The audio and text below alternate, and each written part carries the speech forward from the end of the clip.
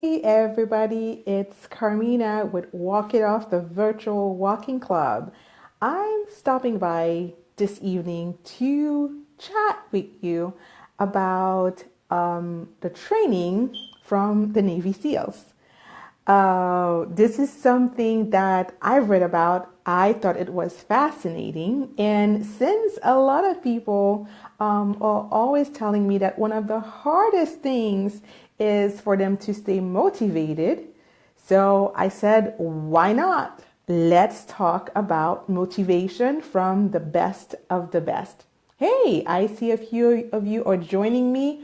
Welcome. It's Carmina. I'm so happy to have you on the live Facebook with me. So if you would please drop me a one, say hi, so I can see who it is who's talking to me today. Hold on.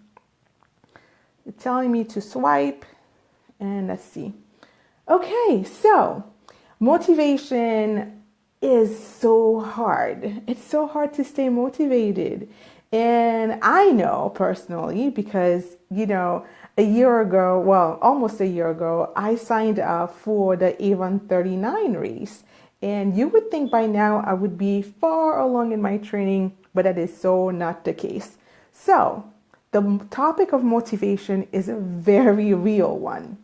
And why the Navy SEALs? Well, as you know, the Navy SEALs are one of the most highly trained forces, armed forces that we have in the United States. And to be that good, they have to go to a lot of training, a lot of training. And, a lot of that training involves being cold and being wet. And so to stick to the course, it's really, really hard. And so they begin their training with a period of 6 weeks. And during that 6 weeks is really more of a sorting process to, really see what those candidates are made of. And in particularly the last week of the training is the hardest one, and it's called Hell Week. So the name alone tells you that this is no joke. So, and during Hell Week, they found out that 75% of their candidates were dropping out. It's, physically, they definitely could endure it. It's just that mentally, most of those candidates were not tough enough to to stay the course.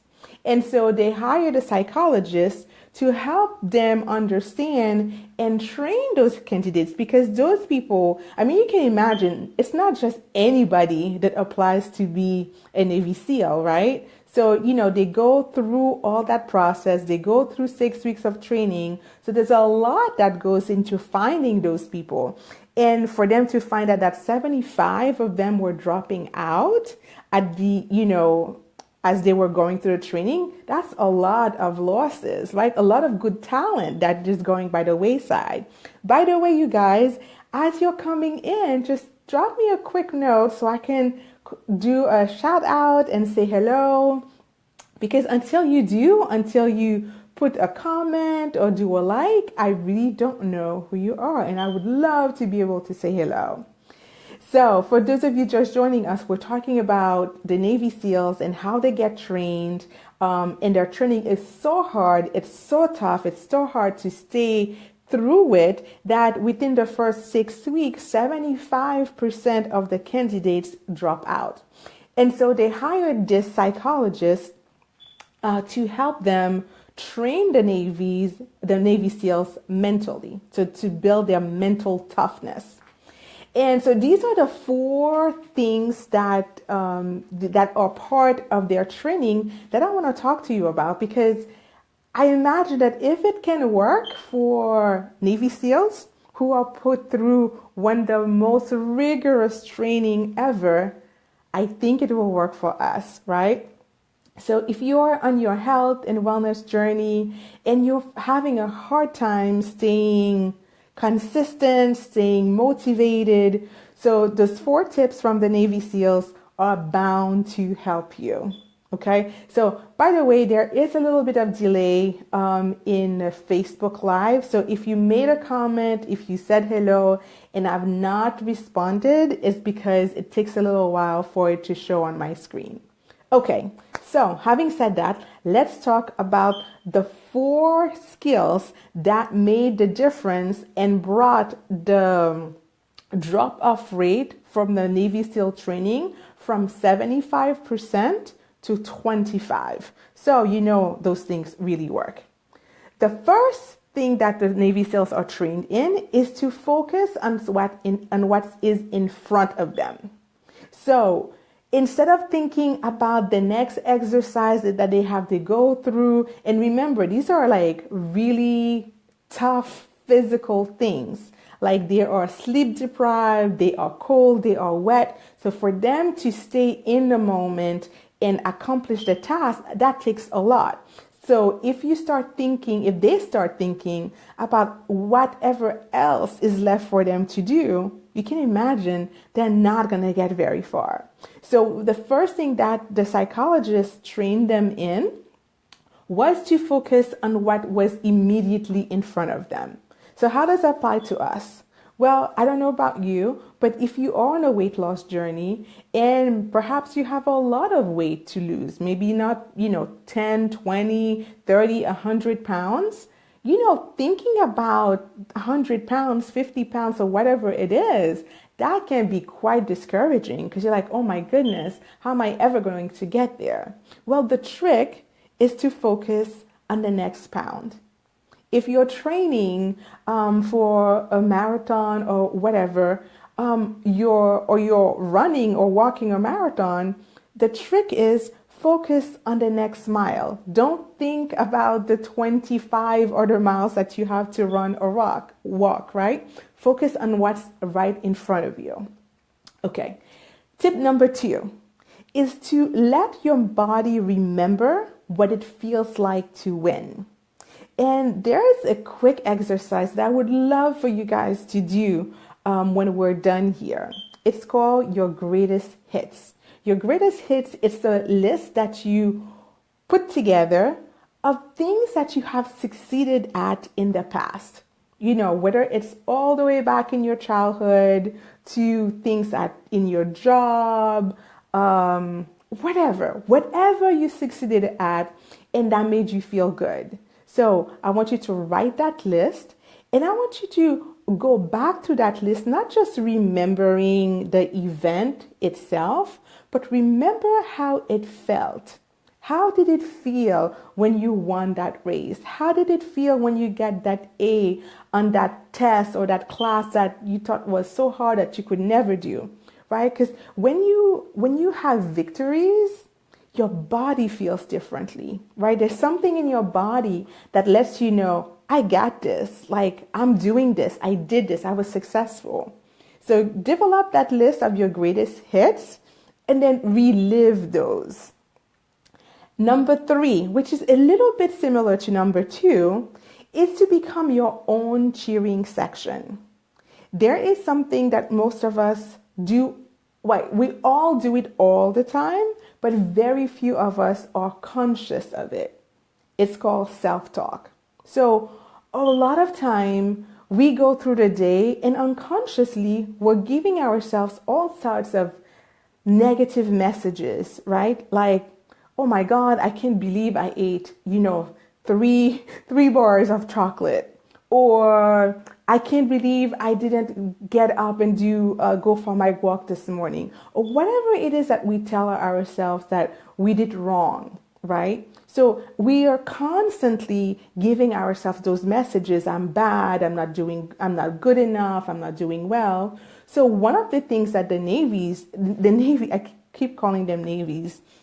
One of the things that the Navy SEALs were trained on by that psychologist is to develop their own cheering section, right? And as they were going through those exercises that were so hard and so difficult, right? Instead of saying, oh my God, I'm not going to make it, this is too hard, instead to say consciously, like cheer themselves consciously, right? So like, I'm doing great, the course is almost over, I did great this morning on my walk, or I'm so proud of myself, I chose the salad instead. So instead of rehashing bad stuff, how about we train ourselves to cheer ourselves, right? Easier said than done, but it's doable if you do it consciously. So now the fourth step is, if everything else fails, breathe deeply. Now, it may sound simple, but it is so important, because when we're going through those things in our mind of things that went wrong or things we should have done better, we can should all over ourselves all day long and accomplish nothing. So instead of the shoulds, that makes us feel guilty and self-conscious and all those things, what usually happens is that we start panicking, right? Because like right now, I'm panicking because I'm like, the Avon 39 race is in October. It's in a couple months. I'm still not ready, right? And so what happens is that you start to panic, and when you panic, we all know that we don't make good decisions at all, right? So when you take a few deep breaths, what it does, it floods your brain with oxygen. It lowers your blood pressure, and you can think again. Because when you think, you make better decisions, right? So when all else fails, remember to deep breathe. And one of the techniques that I love to teach my clients is the 5-5-7 breath. It's very simple. You inhale for a count of 5, you hold it in for another count of 5, and you exhale and you empty out your lungs completely for a count of 7. So 5-5-7. So that's the breath that you practice. Try practicing this 2 or 3 times a day and see how good it instantly makes you feel. Deep breathing is so simple to do, so easy to do, also very easy not to do. So these were the 4 tips that the Navy SEALs were trained with and that I'm gifting to you, and hoping that you go out and put it in practice. Even if you don't do all 4, maybe this week go out and try one of them, and then next week add another one. So just to recap for you, and by the way, none of your messages are showing. I'm not sure why, but I hope you guys are actually able to hear me and that I'm not talking to myself. So to recap, before we wrap this up, the 4 training tips from the Navy SEALs that keeps them motivated through their very grueling training schedule is 1, focus on what's in front of you. In other words, focus on your short-term goals. Number 2, let your body remember what it feels like to win. Develop your greatest hits list. Okay. Number 3, become your own cheerleader. Instead of dwelling in negative thoughts, come up with positive phrases that are going to keep you going. And finally, when all else fails, breathe deeply. Remember, 5-5-7. All right. Well, this is what I wanted to share with you today. Thank you so much, you guys, for joining in. I hope you found it helpful, and tune in tomorrow at the same time, 8 o'clock, for another useful set of tips. Okay. Bye, everyone. See you next time.